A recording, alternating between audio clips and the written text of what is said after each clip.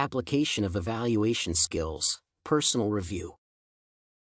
Evaluation skills provide the necessary competencies to make decisions on the quality of work and assess if it meets the required standards. One of the primary goals of evaluative techniques is informed judgment. In my future career, I intend to use these skills in self-assessment.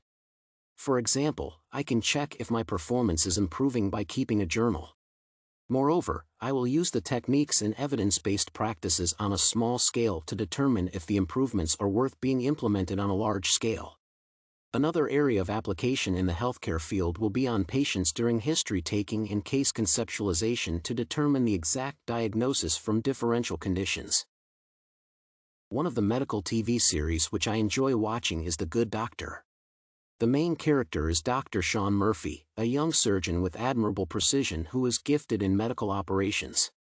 However, Murphy is autistic and has savant syndrome, making it difficult to empathize and connect with patients. In episode 17 of the second season, Dr. Murphy is asked by the chief surgeon, Dr. Hahn, to go work in the laboratory, against his will.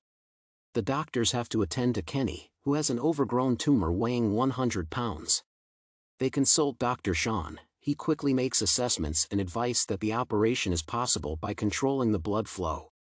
His evaluative skills prove to be life-saving as it enables successful surgery of Kenny. The criteria which I can use to assess this episode will include measuring hygiene in the surgical unit, the medical provider's competencies, and health records on a scale of 1 to 10.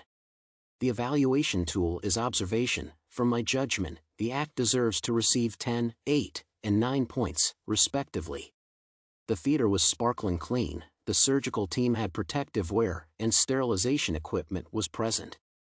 With regards to competencies, Dr. Murphy is gifted for the operation but cannot empathize. The rest of the team have perfect communication but made a wrong assessment that Kenny will bleed to death. The documentation of the patient was done well, but during the surgery, there was no one taking notes. Improving the work environment requires understanding past mistakes and successes and then using the knowledge to make future amends.